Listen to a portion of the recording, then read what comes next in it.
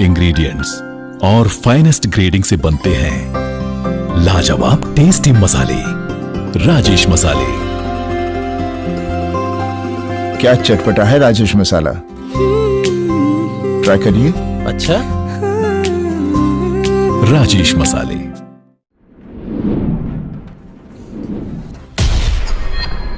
खास मुलाकात रात 9 बजे। नमस्कार, आदाब। न्यूज 21 के इस विशेष पेशकश खास मुलाकात में आज इस समय हमारे साथ गिरिडीह जिले के एक बहुत ही खास पर्सनालिटी मौजूद हैं। मैं आज के इस विशेष पेशकश खास मुलाकात में बात करने जा रहा हूं गांडेय विधानसभा के पूर्व एमएलए आदरणीय श्री जयप्रकाश वर्मा जी से। जयप्रकाश वर्मा जी के पिता एक प्रख्यात चिकित्सक और समाजसेवी थे, श्री जगदीश प्रसाद कुशवाहा जी, और साथ ही साथ इनके अंकल आदरणीय श्री रीतलाल प्रसाद वर्मा, जो कि 6 बार एमपी रहे कोडरमा से, और जब जमुआ एक अनरिजर्व्ड सीट हुआ करती थी उस समय उस सीट से एक बार एमएलए भी हुए रीतलाल प्रसाद वर्मा जी। तो आज के इस विशेष पेशकश में बात करेंगे प्रोफेसर जयप्रकाश वर्मा जी से, और इनके जीवन और इनके पास्ट, प्रेजेंट और फ्यूचर से रिलेटेड कई अनछुए पहलुओं पर बात की जाएगी इनके साथ। तो प्रोफेसर जयप्रकाश वर्मा जी, आपका बहुत बहुत स्वागत है हमारे चैनल पर। नमस्कार सर, आप गांडे से पूर्व विधायक हैं, वर्तमान विधायक की कार्य प्रणाली, आपने जो किया 5 वर्षों में विकास, वर्तमान विधायक के जो कार्य अब तक हुए, आप अपने कार्यकाल से और अभी के जो विधायक हैं उनके कार्यकाल, अगर आकलन करें आप, तो आपकी क्या प्रतिक्रिया होगी? वैसे तो देखिए, अभी तो जो समय कालखंड है उस कालखंड में जितने भी विकास के जो आयाम थे, जो पहलू थे, वो सारे अभी बंद पड़े हुए हैं। इसकी वजह आप क्या मानते हैं सर? अब इसकी वजह तो मान लीजिए कि विधायक भी कुछ उनका भी भूमिका रहना चाहिए इसको एक्टिव करने के लिए, और उसके साथ साथ जो गवर्नमेंट चल रही है जी, उस गवर्नमेंट को भी इन चीज़ों पर निगरानी करके आगे बढ़ाना चाहिए। विकास के कार्य जो बाधित हैं सर, क्या इसके लिए कहीं ना कहीं कोरोना महामारी उत्तरदायित्व रखता है, या फिर कुछ बातें आप कहना चाहेंगे इस विषय में? नहीं, जैसे कोरोना महामारी अगर विकास के कार्यों को बाधित करता तो केवल एक ही राज्य में क्यों करता, तो सभी राज्य में, पूरे भारत में करता। और अन्य राज्यों में बहुत सारे कार्य तेजी से चल रहे हैं, हो रहे हैं, और झारखंड सरकार अब किस कारण से काम कर रही है, कैसे काम कर रही है, ये बात ठीक है कि हमारा इन्वेस्टमेंट कोरोना महामारी में जनता की सेवा में जरूर लगा है, परंतु उसके बाद भी जो महत्वपूर्ण जो कार्य हैं उस कार्य को भी अगर आप ठंडे बस्ते में डाल देंगे तो यह जनता के हित में नहीं होगा। इसलिए यहाँ पर तो सरकार फिसड्डी साबित हो रही है। धन्यवाद आप सर। आप एक बहुत ही सभ्य, शिक्षित और बहुत ही अच्छे फैमिली से बिलोंग करते हैं। मैं चाहूँगा कि आप हमारे दर्शकों के सामने कुछ बातें अपने परिवार के अतीत और वर्तमान के विषय में बताएं। जैसा कि आपने एक अच्छा प्रश्न किया है, और मैं आपको बताना चाहूँगा कि कोई भी सफलता अपने मेहनत से ही प्राप्त होती है। आप कितना समय देते हैं, किस ढंग से मेहनत करते हैं, और खासकर जब आप सामाजिक जीवन में जाते हैं, राजनीतिक जीवन में जाते हैं, तो जनता आपका व्यवहार, आपका परफॉर्मेंस, आपका कार्य, आपका गुण देख करके आपको चुनती और आपके साथ चलती है। और ये बात मैं इसलिए बताना चाहता हूँ क्योंकि राजनीति में मेरा परिवार का जो इतिहास है बहुत ही लंबा इतिहास है, क्योंकि जिस कालखंड में भारतीय जनता पार्टी इंटायर बिहार में, आज झारखंड अलग राज्य बना है, इंटायर बिहार में जब संघर्ष कर रही थी, कांग्रेस पार्टी का दौर था, वैसे समय में इस पूरे आज जो झारखंड है उसमें दक्षिण बिहार था, इस पूरे इलाका में डॉक्टर जगदीश प्रसाद कुशवाहा एक ऐसा नाम हुआ करते थे जिन्होंने अपने रात दिन के मेहनत के बल पर 24 घंटा समाज सेवा में वो समर्पित रहे। पेशा से वो चिकित्सक थे, और चिकित्सा में भी लोगों के लिए उनका दरवाजा हमेशा खुला रहा। उनके पास अभी भी विख्यात है कि जो भी उनके घर पहुंचा या हमारे घर पहुंचा आप कह सकते हैं, उस दौरान उनके कालखंड में, तो उस दौरान बिना चाय नाश्ता भोजन किए नहीं लौटा। उनकी जो समस्या हुई, पहले वो समस्या पिताजी सुनते थे और समस्या को सुनकर के निराकरण का हर संभव प्रयास करते थे। उसके अलावा जहाँ पर क्षेत्र में भी किसी भी प्रकार का मामला है, आपस में घर में भी कोई लड़ाई है, किसी के घर में आपस में सामाजिक कोई लड़ाई है, आपस में किसी भी प्रकार का समस्या जहाँ एराइज होता था, वहाँ उनकी उपस्थिति लोग देखते थे और वो उन समस्या के समाधान के लिए बहुत ही ईमानदारी तत्परता के साथ न्यायपूर्वक तरीके से सॉल्व करते थे, जिस कारण से उनका छवि एक अच्छे नेता के रूप में इलाका में हुआ। और उन्होंने अपने ही मेहनत के बल पर, लगातार समाज सेवा के बल पर, अपने छोटे भाई जो पेशा से वकालत थे, रीतलाल प्रसाद वर्मा जी, हमारे चाचा जी, पिताजी के जो छोटे भाई थे, 10-12 साल छोटे थे, तो उनको उन्होंने सोचा कि इस इलाका में जनता को एक अच्छा चीज मिलना चाहिए, अच्छा नेतृत्व मिलना चाहिए, अच्छे व्यक्ति विधानसभा पहुंचेंगे, लोकसभा पहुंचेंगे, जनता की सेवा हो सकेगी। और इसी निमित्त अपने छोटे भाई को, मेरे पिताजी ने रीतलाल प्रसाद वर्मा जी को सबसे पहले जमुआ विधानसभा से 1967 में चुनाव लड़ाया था, परंतु वह चुनाव नहीं जीत पाए। पर नेक्स्ट चुनाव 1972 में जो हुआ था, 1972 में जनसंघ पार्टी के विधायक के रूप में रीतलाल प्रसाद वर्मा जी जमुआ विधानसभा से निर्वाचित हुए। तब जमुआ विधानसभा एक सामान्य सीट था, रिजर्व नहीं था।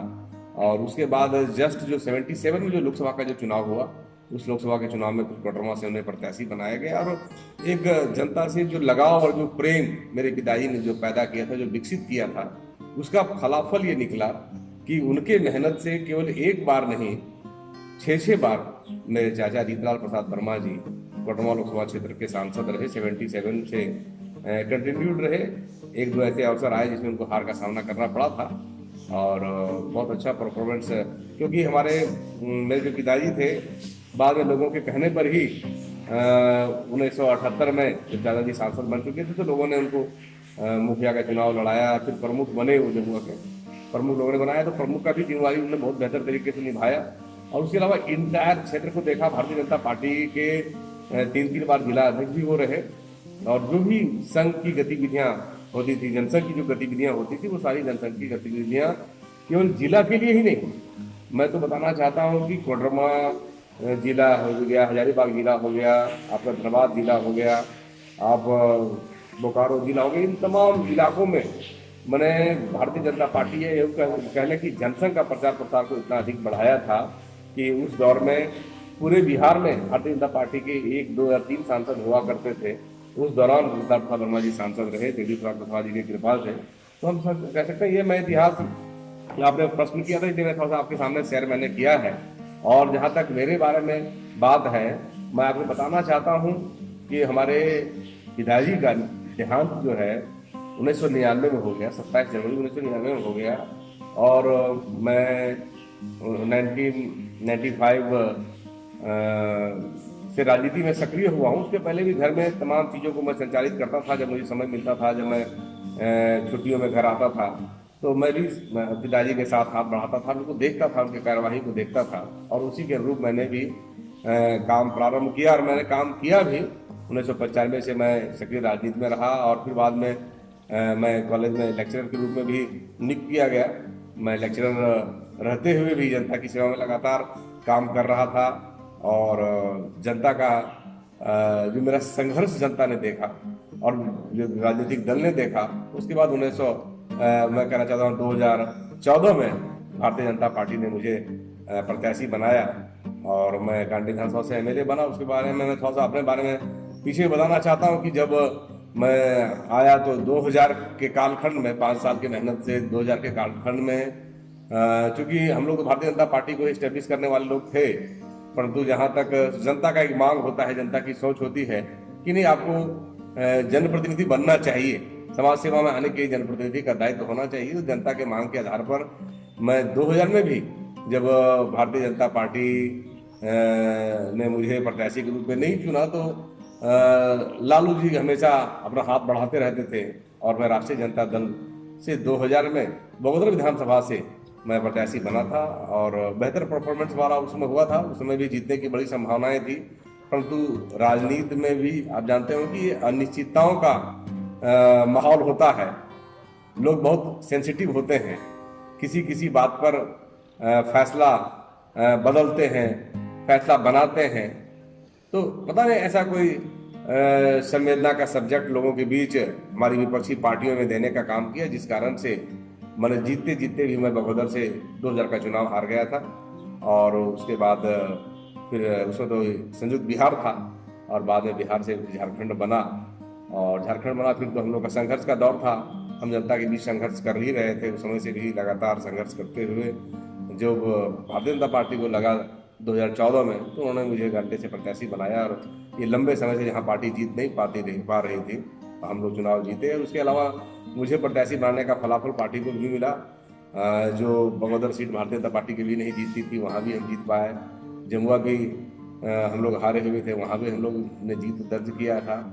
गिरिडीह में भी भारतीय जनता पार्टी बहुत दिन से हार रही थी, यहाँ गिरिडीह में भी जीत किया, गिरिडीह विधानसभा में भी। इस प्रकार से जब भारतीय जनता पार्टी ने हम लोग को मौका दिया तो पार्टी को भी लाभ हुआ है। और ये सारा राजनीतिक विषय, राजनीतिक पहलू था, इन विषयों को आप लोगों के सामने मैंने शेयर किया है। आप सुन रहे थे प्रोफेसर जयप्रकाश वर्मा जी को विस्तार से अपने विषय में, अपने लोगों के विषय में, पार्टी के विषय में, अपना जो इनका संघर्ष रहा है उन सभी विषयों पर ये अपनी बात आपको रखते हैं। धन्यवाद।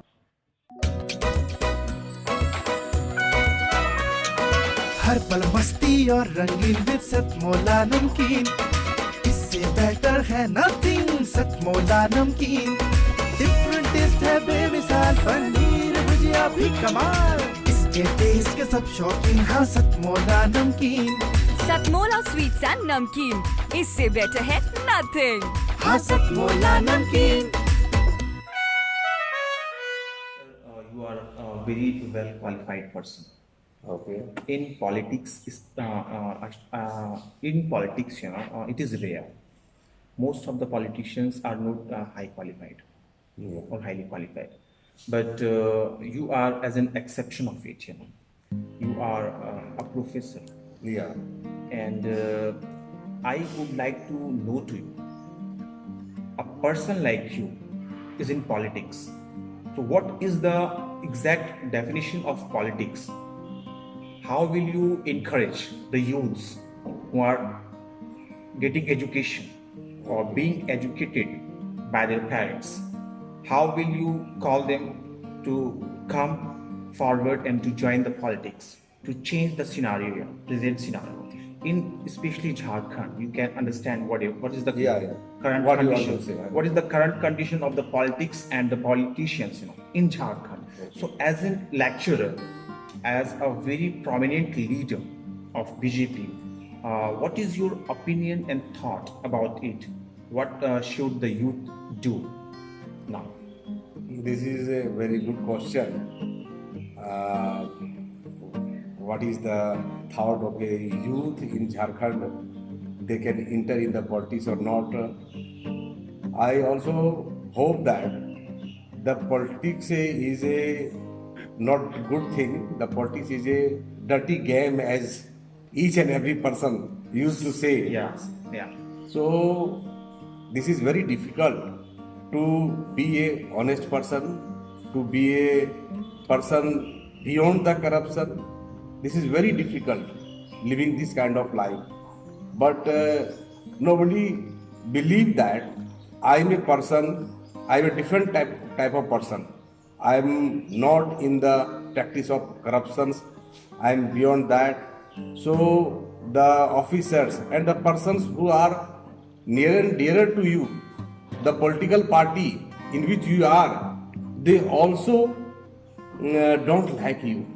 Because if you live in this kind of character, if you follow this kind of character and goodness, so nobody will like you, because the whole scenario and situation is not like that. And you know and I know that corruption is in each person's blood. The corruption is running throughout the each and everybody's blood. So this is very difficult to go out from the corruption, and I am the person who is trying to eradicate the corruption I want to give justice to each and every people of Jharkhand. I want to make an example. I know that nobody can follow me. Every and each person who are in politics, who are in business, who are in line of contractor, they all dislike me.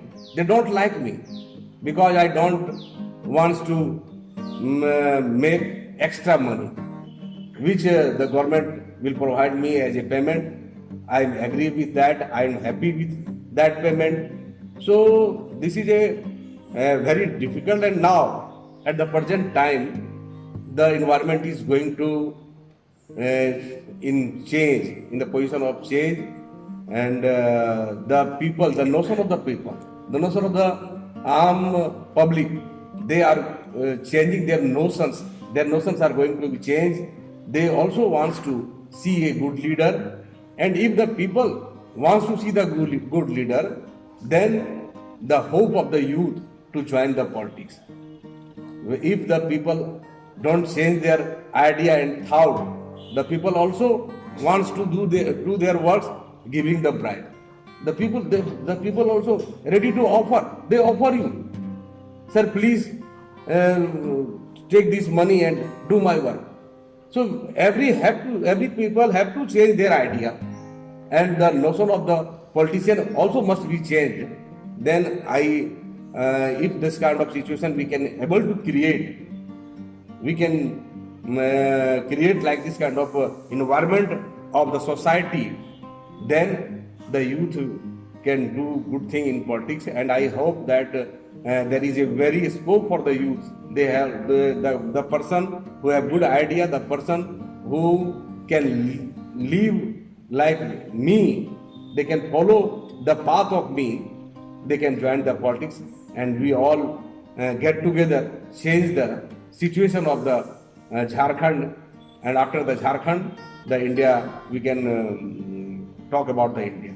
Thank you very much sir for your thoughts and opinion. Thank you very much. Corona महामारी के दौरान केंद्र सरकार, राज्य सरकार और जिला प्रशासन ने जो भी कार्य किए, उन सभी कार्यों पर आपकी क्या प्रतिक्रिया है? केंद्र सरकार ने तो जनता के मदद के लिए सभी गरीबों के खाते में 500 रुपया प्रारंभिक दौर में भेजा और कहा था कि हम नवंबर तक हर एक व्यक्ति के, गरीब जो लाल कार्ड पीला कार्ड वाले लोग हैं, उनके खाते में हम पैसा भेजेंगे। उसके अलावा राशन जो व्यवस्था जो होता है, वह राशन व्यवस्था जिसमें चना को भी इंक्लूड किया गया, 5 केजी चना, चावल, गेहूं, जो आवश्यक खाद्य पदार्थ जो है उसको हम प्रदान करते रहेंगे नवंबर तक। फ्री ऑफ कॉस्ट, जो 1 रुपया लगता था वो भी नहीं लगेगा, फ्री ऑफ कॉस्ट प्रदान करेंगे, ताकि इस महामारी में कोई भी व्यक्ति भूखा नहीं रहे। तो इस अभियान को वो जारी रखे हुए हैं, क्योंकि राज्य सरकार को इसको इम्प्लीमेंट करना होता है, तो राज्य सरकार भी इस चीज़ में लगी हुई है। कहीं कहीं कुछ पदाधिकारियों की लापरवाही से कहीं कहीं कमी आई है, उस चीज़ों को हम लोगों ने सॉर्ट आउट करने के लिए निर्देश भी दिए हैं और सुधार हुआ है। हमको लगता है कि कोरोना काल में केंद्र सरकार ने बहुत अच्छी भूमिका निभाई और सबको बाद में ट्रेन से भी लोगों को जो प्रवासी थे उनको घर पहुंचाने का काम किया। तमाम चीज़ें जो है कोरोना काल में बेहतर काम किए गए हैं। राज्य सरकार के कार्य, राज्य सरकार को केंद्र सरकार के कार्य द्वारा दिए गए व्यवस्था पर काम कर रहे थे वो लोग, पर राज्य सरकार को भी अपना तरफ से भी जो राज्य सरकार का व्यवस्था है, राज्य सरकार का जो फंड है, उसका भी यूटिलाइज करके मैक्सिमम बेनिफिट जनता के सामने पहुंचाना चाहिए था। उसमें कुछ कमी रह गई है।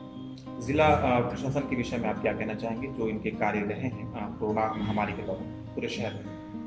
दिल्ली में तो हमने देखा कि बहुत सक्रिय यहाँ पर रहे थे यहाँ के उपायुक्त राहुल कुमार सिन्हा जी, और जो भी हम लोगों ने भी टेलीफोनिक वार्ता इनसे किया और हर समय उस पर भी सक्रिय हुए। जो भी बात ने कहा कि यह इलाका छूटा, यह गाँव छूटा है, यहाँ का PDS फेल हो रहा है, यहाँ का MO कुछ कमी हो रहा है, तो जो भी हम लोगों ने बात उनसे वार्ता किया था, हमने बहुत सक्रिय उनको देखा और उनके साथ साथ जनता को घरों के अंदर रखना या सोशल डिस्टेंस में रखना, मास्क का उपयोग करने के लिए सक्रिय करना और सबको जिम्मेदारी पूर्वक रहने के लिए यहाँ के जो उस समय एसपी थे सुरेंद्र झा जी, वो भी दोनों ने बहुत बढ़िया सक्रियता निभाई है। आज राहुल जी हैं, डीसी हैं और एसपी बदल चुके हैं, तो इन लोगों की भूमिका अच्छा था जैसा मैंने देखा और अनुभव किया। ये थे प्रोफेसर जयप्रकाश वर्मा, पूर्व विधायक गांडे। आज के इस साक्षात्कार के कार्यक्रम में इन्होंने अपने कई अनछुए पहलुओं पर अपनी प्रतिक्रियाएं दी, अपने कार्यकाल के बारे में बताया, अपने कार्यकाल के दौरान किए गए कार्यों को हम सभी के सामने रखा। हर प्रश्न का इन्होंने प्रखरता के साथ उत्तर दिया, बहुत ही सही तरीके से और पारदर्शिता के साथ इन्होंने अपनी बातें रखी हम सभी के सामने। मैं प्रोफेसर जयप्रकाश वर्मा जी को अपने चैनल न्यूज़ 21 के माध्यम से धन्यवाद कहता हूं, जो इन्होंने अपना समय दिया, और इनके उज्जवल भविष्य की कामना करता हूं। धन्यवाद। न्यूज़ 21 झारखंड प्रभारी समची जी को मैं धन्यवाद देता हूं, साथ ही चैनल का भी आभार प्रकट करता हूं। आप सबों को एक बार फिर से बहुत बहुत धन्यवाद।